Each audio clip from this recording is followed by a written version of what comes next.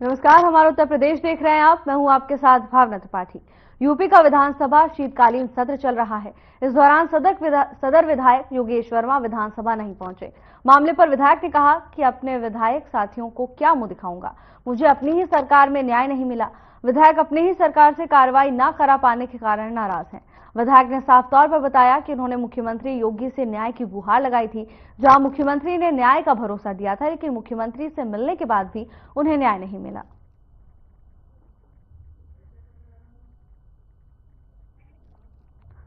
खबर लखीमपुर, जहां सदर विधायक शीतकालीन सत्र के दौरान नहीं पहुंचे। इस दौरान उन्होंने कहा कि वो अपने विधायक साथियों को क्या मुंह दिखाएंगे। उन्होंने साफ तौर पर कहा कि कार्रवाई नहीं की जा रही है, जबकि सरकार उनकी ही है। यूपी विधानसभा का शीतकालीन सत्र जारी है, जिसमें सदर विधायक नहीं पहुंचे।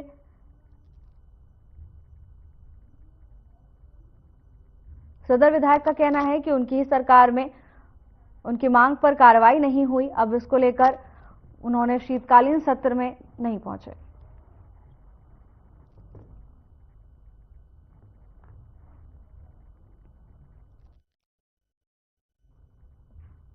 यूपी पुलिस क्रिमिनल्स के खिलाफ लगातार कार्रवाई कर रही है। इस बीच नोएडा की पुलिस ने भी एक युवक की हत्या के मामले में कार्रवाई की और बड़ा खुलासा किया है, जिसमें हत्या के आरोपी पत्नी और उसके प्रेमी दोनों को पुलिस ने गिरफ्तार कर लिया। आपको बता दें कि दोनों आरोपियों को अवैध संबंध था, जिसके चलते पत्नी ने प्रेमी के साथ मिलकर अपने ही पति बनी सिंह की जान ले ली। पति की हत्या के बाद पत्नी बच्चे को लेकर प्रेमी के साथ फरार हो गई थी। कासना पुलिस ने अलग अलग स्थानों से गिरफ्तार कर लिया है।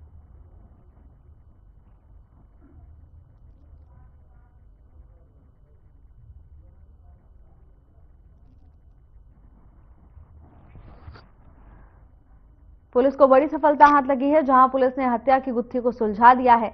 आपको बता दें कि पुलिस ने खुलासा किया है कि अवैध संबंध के चलते पत्नी ने ही अपनी पति बनी सिंह की हत्या कर दी थी। इसके साथ ही वो अपने बच्चे को लेकर प्रेमी के साथ मौके से फरार हो गई। तो वहीं पुलिस ने कार्रवाई करते हुए दोनों को अलग अलग जगह से गिरफ्तार कर लिया है। कार्रवाई के दौरान पुलिस ने खुलासा किया है कि दोनों के बीच में अवैध संबंध थे और इसी के चलते महिला ने अपने पति की हत्या कर दी। हत्या की वारदात को अंजाम देने के बाद अपने प्रेमी के साथ महिला फरार हो गई। उसके साथ उसका बच्चा भी मौजूद था। तो वहीं पुलिस ने कार्रवाई करते हुए दोनों को गिरफ्तार कर लिया है। अब पुलिस आगे की कार्रवाई में जुटी हुई है। मामला ग्रेटर नोएडा का बताया जा रहा है, जहां अवैध संबंध के चलते महिला ने अपने ही पति की जान ले ली।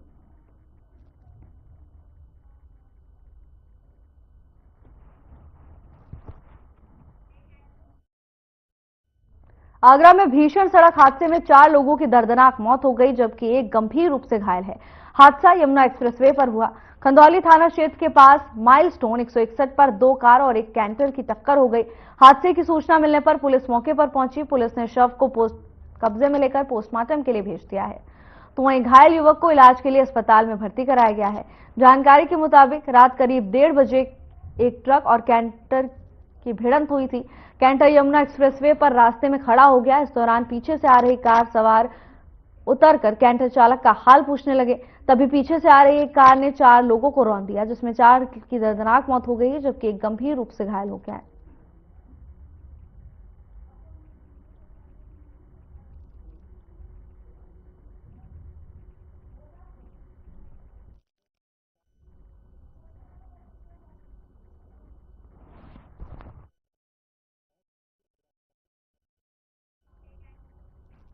और अगली खबर बांदा से है। इस वक्त की बड़ी खबर बांदा से आ रही है, जहां बुलेरो और बाइक की जोरदार टक्कर देखने को मिली है। इस भयानक दुर्घटना में 2 लोगों की मौत हो गई है। एक व्यक्ति गंभीर रूप से घायल बताया जा रहा है। जानकारी के मुताबिक तेज रफ्तार के कारण बाइक सवार भाई बहन की जान चली गई। घायल को इलाज के लिए जिला अस्पताल रेफर कर दिया गया। सूचना मिलने पर पुलिस मौके पर पहुंची, लेकिन आक्रोशित ग्रामीण शव उठाने नहीं दे रहे थे। आक्रोशित ग्रामीणों ने जाम लगाया, जिससे बांदा कानपुर नेशनल हाईवे पर जाम लग गया और लोग घंटों तक जाम में फंसे रहने से परेशान हुए। तो वहीं पुलिस ने पहुंचकर ग्रामीणों को समझाने की काफी कोशिश की, जिसके बाद जाकर जाम को खुलवाया जा सका। दोनों शवों को पोस्टमार्टम के लिए भेज दिया गया है। ये पूरा मामला चिल्ला थाना क्षेत्र के पलरा गांव का बताया जा रहा है।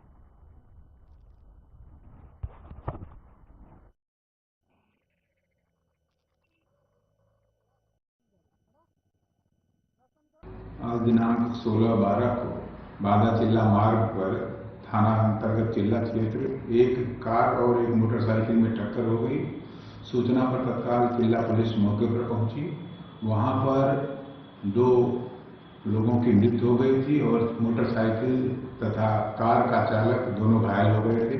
घायलों को तत्काल एम्बुलेंस के माध्यम से जिला अस्पताल भेजा गया, जिनका इलाज चल रहा है। मृतक लोगों के नाम बिल्लू पुत्र कमल निषाद, जिसकी उम्र करीब 10 वर्ष थी, तथा एक लड़की जिसका नाम रेशमा पुत्री छोटे लाल, जिसकी उम्र करीब 20 वर्ष थी। ये दोनों कैथी डेरा जौहरपुर थाना तेंदुआरी क्षेत्र के रहने वाले थे। खबर बिसंडा थाना क्षेत्र के बिलगांव गांव से है, जहां खेत से घर आए किसान की रात को ठंड लगने से मौत हो गई। पत्नी से बातचीत में उन्होंने बताया कि उनकी देर रात अपनी पति से मोबाइल फोन पर बात हुई थी, तो वहीं मृतक की पत्नी बाहर रहकर मजदूरी का काम किया करती थी। घटना की जानकारी सुबह पड़ोसियों ने पत्नी और पुलिस को दी। घर के अंदर से बंद दरवाजे को पुलिस ने किसी तरह खोलकर शव को बाहर निकाला।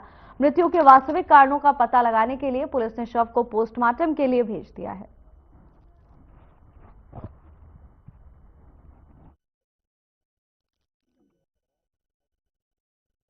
में खत्म रहे, हम भी बाहर रहे हैं। अच्छा, आप मजदूरी करने बाहर गई थी? हाँ, बाहर गए थे। क्या करती हैं आप? ईंट पाथने गए। ईंट पाथने गई थी। कैसे पता चला कि पति खत्म हो गए? हमको कुछ नहीं पता चला। आप 2 दिन बाद पता चला। 2-3 बाद मैं फिर मैं यहाँ वहाँ से फोन करके मैं कहाँ है, कौन देखान कि नहीं देखान, बात करे है तो नहीं कहा थी तारा लाग है।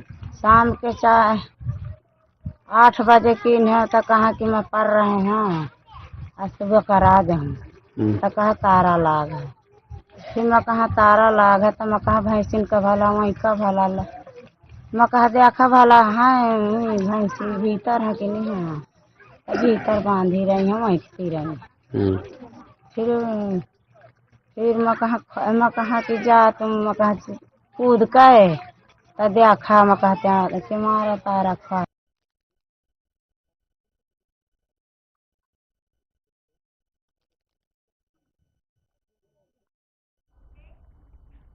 खबर नोएडा से है, जहां नोएडा के थाना फेज 3 पुलिस और सीआरटी टीम को एक बड़ी सफलता मिली है। दरअसल शिलांग से अवैध गांजे और चरस की तस्करी करने वाले गिरोह का पुलिस ने भांडाफोड़ किया है। नोएडा पुलिस ने बड़ा खुलासा किया है। एक महिला सहित 5 आरोपियों को पुलिस ने गिरफ्तार कर लिया है। शातिर तस्करों के कब्जे से लाखों रुपए का 30 किलो अवैध गांजा और 236 ग्राम चरस, इसके साथ ही घटना में इस्तेमाल किए जाने वाली कार भी बरामद की गई है। पकड़े गए आरोपी नोएडा एनसीआर क्षेत्र के कॉलेजेस में कोरियर के माध्यम से अवैध गांजे और चरस की तस्करी करते हैं।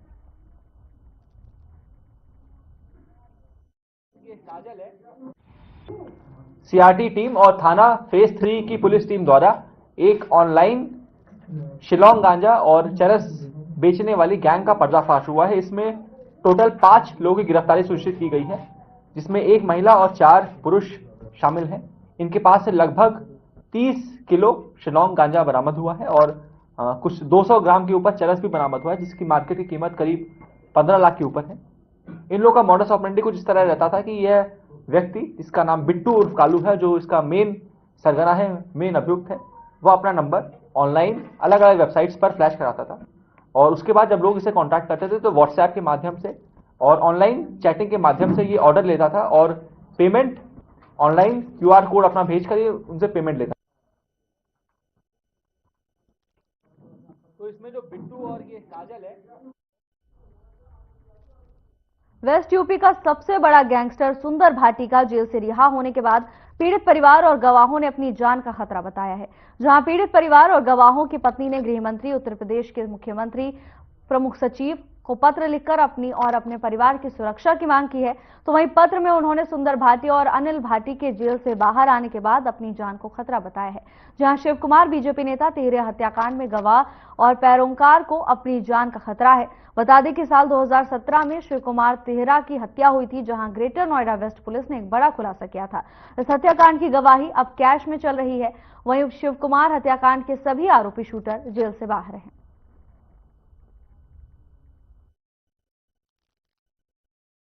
पुलिस आयुक्त महोदय गौतम बुद्ध नगर और डीसीपी ग्रेटर नोएडा महोदय के कुशल निर्देशन में थाना कासना पुलिस को एक बड़ी सफलता मिली है। इन लोगों के द्वारा दिनांक 14/12/2024 को हुई घटना का 24 घंटे के अंदर सफल अनावरण किया है। ग्राम सिरसा में बनी सिंह नामक एक व्यक्ति की उसके कमरे में ही हत्या हुई थी और इसमें पुलिस ने अभियोग पंजीकृत करके जब विवेचना की तो इसमें तथ्य प्रकाश में आए कि मृतक की पत्नी जो कि अलीगढ़ की रहने वाली थी, वहीं थाना दादों के रहने वाले एक व्यक्ति बहादुर के संपर्क में आई थी और दोनों ने 2 दिसंबर को शादी कर ली थी।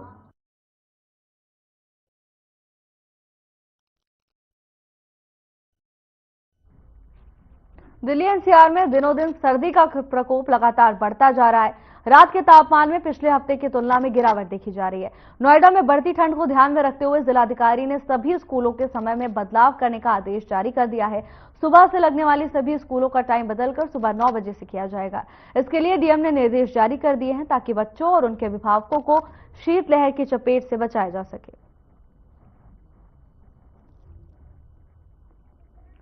बढ़ती सर्दी को देखते हुए जिलाधिकारी की ओर से बड़ा फैसला लिया गया, जिसमें अब सभी स्कूल सुबह 9 बजे से खोले जाएंगे। 9 बजे से पहले कोई भी शैक्षणिक संस्था संचालित नहीं होगी। आपको बता दें कि क्षेत्र में लगातार शीतलहर का प्रकोप बढ़ता जा रहा है। इसके साथ ही तापमान में भी गिरावट देखी जा रही है और इसी बदलाव को देखते हुए ये बड़ा फैसला लिया गया है। जिलाधिकारी की ओर से सभी को निर्देश जारी कर दिए गए हैं। सभी तरह के शैक्षणिक संस्थान सुबह 9 बजे से खोले जाएंगे, जिससे बच्चे और अभिभावक शीतलहर की चपेट से बचाया जा सके। अंतर्राष्ट्रीय हिंदू परिषद के अध्यक्ष प्रवीण तोगड़िया वाराणसी पहुंचे, जहां उन्होंने बांग्लादेश और संभल के मुद्दे पर कड़ी टिप्पणी की। उन्होंने कहा कि भारत को भी इजराइल की तरह काम करना होगा। बांग्लादेश और पाकिस्तान में हिंदुओं के ऊपर हो रहे अत्याचार को देखते हुए सर्जिकल नहीं बल्कि वर्टिकल स्ट्राइक करनी होगी। इसके साथ ही उन्होंने कहा कि क्या पाकिस्तान में हिंदू बोर्ड है, ईरान में हिंदू बोर्ड है, तो फिर भारत में वक्फ बोर्ड क्यों? इसको तत्काल प्रभाव से हटाया जाए। उन्होंने कहा कि पुलिस देश का सिंबल होता है और पुलिस पर हमला करने वाला देश का गद्दार होता है। अभी तक तो मंदिरों के नीचे शिवलिंग मिलते थे, अब घरों में भी शिवलिंग ढूंढना पड़ेगा। हिंदुओं का उत्पीड़न करने वाला समाज कभी भी उनका भाई नहीं हो सकता। सभी को अपने घर पर हनुमान चालीसा, रामायण का पाठ करना चाहिए। तो वहीं उन्होंने महाकुंभ पर कहा कि महाकुंभ में अंतर्राष्ट्रीय हिंदू परिषद और राष्ट्रीय बजरंग दल जरूरतमंदों की मदद करेगा। साथ ही गरीबों को कंबल, भोजन और आदि की व्यवस्था कराई जाएगी। सभी लोग अपनी इच्छा से संगठन को सहयोग दें, इससे हिंदुओं को मजबूत किया जा सके।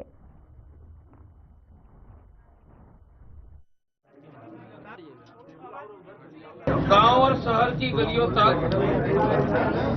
हर शनिवार को साप्ताहिक हनुमान चालीसा का अभियान चला है।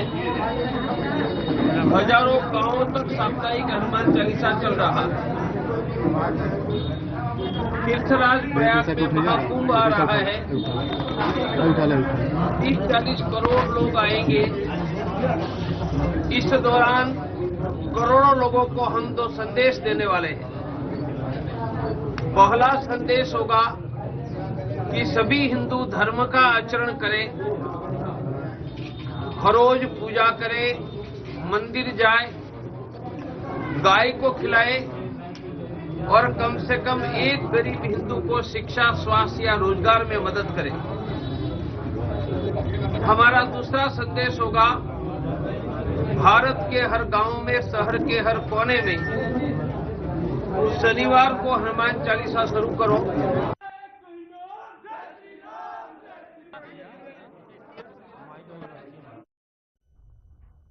बांदा में हवा का प्रेशर बढ़ने से टंकी फट गई, जिसमें पंचर मिस्त्री की मौत हो गई।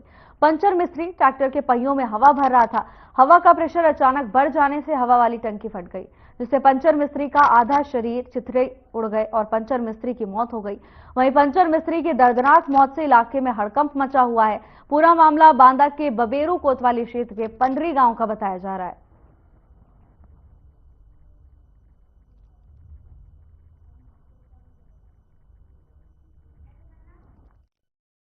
खबर बांदा से है, जहां ट्रैक्टर के पहियों में हवा भरने के दौरान हवा का प्रेशर तेज होने के कारण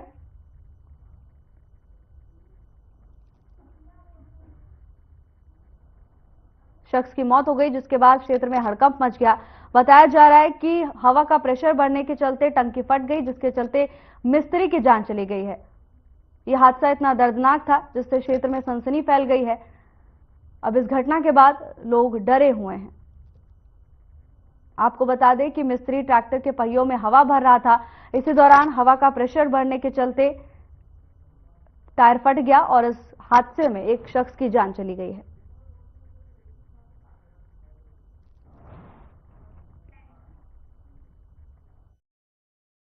सहारनपुर में चीनी मिलों पर बकाया गन्ना मूल्य का भुगतान न होने के विरोध में भारतीय किसान यूनियन रक्षक से जुड़े किसानों ने मंडलायुक्त कार्यालय पर प्रदर्शन किया और 3 सूत्रीय ज्ञापन अपर आयुक्त को सौंपा। भारतीय किसान यूनियन रक्षक के राष्ट्रीय अध्यक्ष वीरेंद्र सिंह औरहान के नेतृत्व में दिल्ली रोड पर स्थित मंडल आयुक्त कार्यालय पहुंचे। इस दौरान किसानों ने अपने मांगों को लेकर प्रदर्शन किया।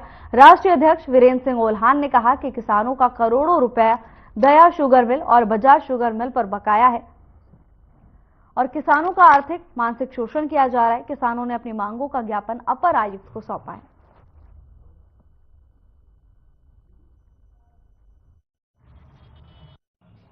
मैं आया था कमिश्नर साहब के यहाँ, कमिश्नर साहब वहाँ नहीं है, तो जो अपर आयुक्त महोदय हैं उन्होंने हमारा ज्ञापन लिया। ज्ञापन में क्या था कि हमारी 3 मांग थी, जो मांग सही और सही संभव मांग है। नंबर 1, बजाज शुगर मिल गांवडोली का पेमेंट, गन्ने का पेमेंट। नंबर 2, गांवडोली ने इसका गाड़ी दिया शुगर का पेमेंट जो नहीं दे रहा है, पिछले साल का बाकी रुका पड़ा है। किसान भूखमरी के कगार पे है, ना दवा ले सकता है, ना वो सही खाना खा सकता है, ना अपने बच्चे की फीस दे सकता है।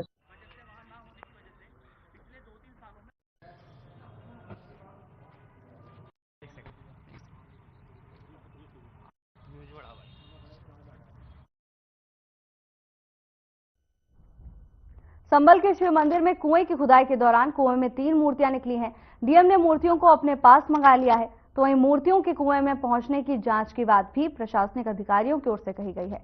पूरा मामला संभल के खगूसराय के शिव मंदिर का है, जहां मंदिर के बंद कुएं को खोदकर मिट्टी बाहर निकाल रहे थे। इस दौरान कुएं में मां पार्वती की मूर्ति मिली है। थोड़ी देर बाद लक्ष्मी और भगवान गणेश की मूर्ति भी मिली है।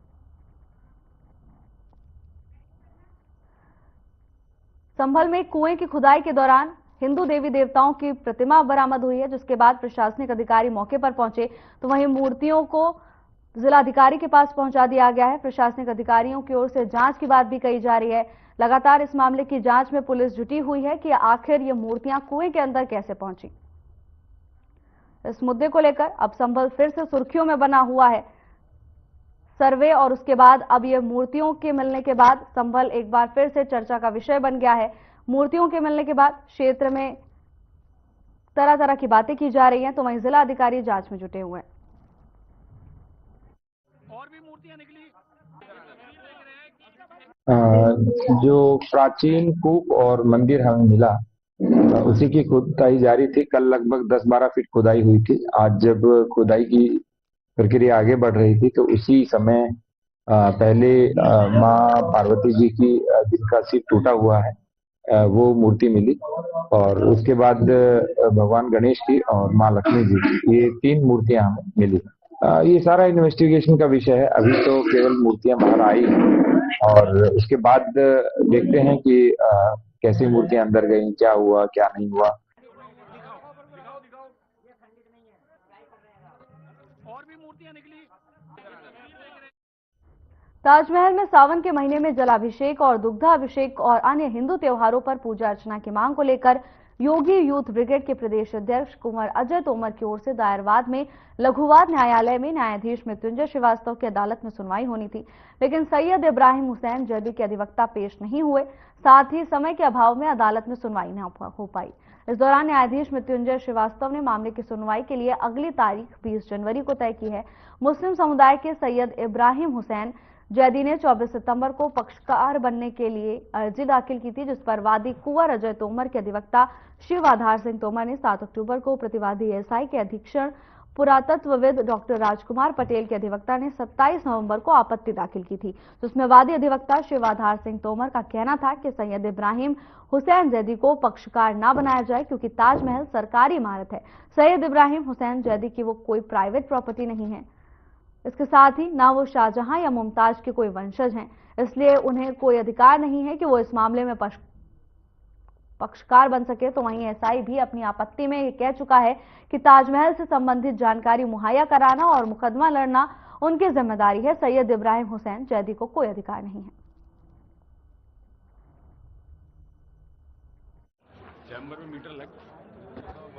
तेजो महालय वर्सेस ताजमहल वाले केस में वादी पक्ष का मैं अधिवक्ता हूं। आज उसमें मुस्लिम पक्ष के पक्षकार बनने के प्रार्थना पत्र पर सुनवाई होनी थी। दूसरी तरफ आज उसमें हम सर्वे के लिए प्रार्थना पत्र प्रस्तुत करने वाले थे, किंतु सुप्रीम कोर्ट द्वारा सर्वे के प्रार्थना पत्र पर स्टे आदेश पारित करने के बाद हमने अपने उस इरादे को अभी रोक कर रखा है। आज लघुवाद न्यायालय में ताजमहल जो कि तेजोमालय है उस प्रकरण में आज सुनवाई होनी थी, लेकिन अदालत में समय के अभाव के कारण वहीं शहीद इब्राहिम हुसैन जैदी के अधिवक्ता के न होने के कारण आज सुनवाई नहीं हो सकी। अब अगली सुनवाई 20 जनवरी को होगी। देखिए 24 सितंबर को सैयद इब्राहिम हुसैन जैदी ने एक अर्जी दाखिल की थी कि उन्हें पक्षकार बनाया जाए। उन्होंने ताजमहल को वक्फ बोर्ड की संपत्ति बताया था, जिस पर 7 अक्टूबर को मेरे अधिवक्ता जो हैं शिवाधार सिंह तोमर जी के द्वारा आपत्ति दाखिल की गई थी कि उन्हें पक्षकार न बनाया जाए, क्योंकि शहीद इब्राहिम हुसैन जैदी की कोई प्राइवेट प्रॉपर्टी नहीं है, ना ही वे शाहजहां और मुमताज के कोई वंशज है जो ताजमहल का तेजोमालय का केस लड़े।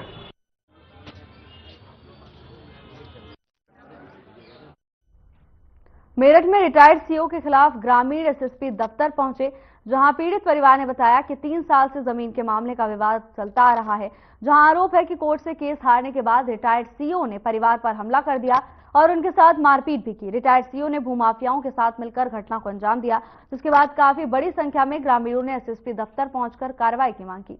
मामला मेरठ के थाना मुंडाली क्षेत्र का बताया जा रहा है।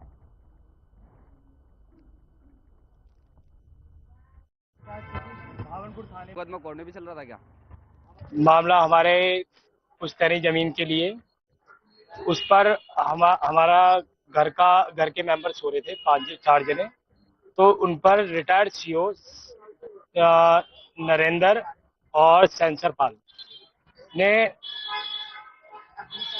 अपने साथ भूमि माफियाओं को भेजकर हमारे परिवार पर हमला करवाया, और जिसमें सभी की हालत ज्यादा गंभीर है और आनंद हॉस्पिटल में भर्ती है, आईसीयू में। मुकदमा कोर्ट में भी चल रहा था क्या? हमारे सारे मुकदमे रिटायर्ड सीओ के सेंसर पाल भावनपुर थाने। मुकदमा कोर्ट में भी चल रहा था क्या?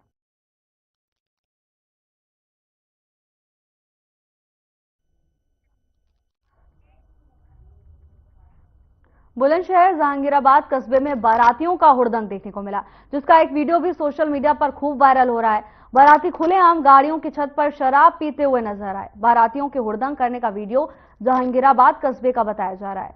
वहीं पुलिस वायरल वीडियो के आधार पर मामले की जांच में जुटी हुई है।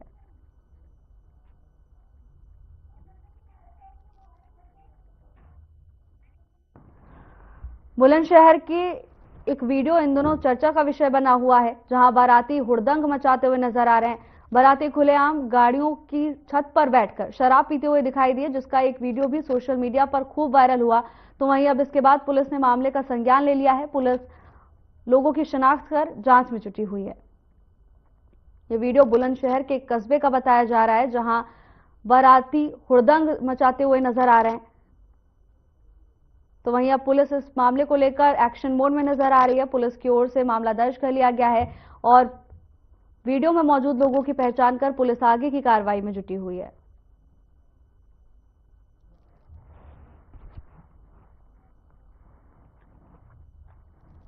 ये पूरा वीडियो बुलंदशहर का बताया जा रहा है, जिसमें बाराती कार की छत पर बैठकर खुलेआम शराब पीते हुए दिखाई दे रहे हैं। तो वहीं बारातियों की यह हरकत कैमरे में कैद हो गई है और इसका वीडियो भी सोशल मीडिया पर खूब वायरल हो रहा है। लोग इस पर प्रतिक्रिया दे रहे हैं। अब ये मामला पुलिस प्रशासन तक पहुंच गया है और पुलिस भी अब इस वीडियो को लेकर एक्शन में नजर आ रही है। पुलिस हर एंगल से मामले की जांच में जुटी हुई है।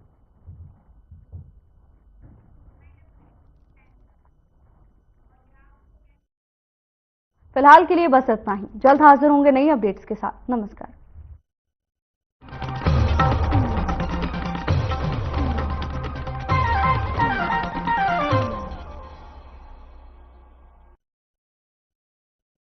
सड़क, रेलवे और जल से जुड़ी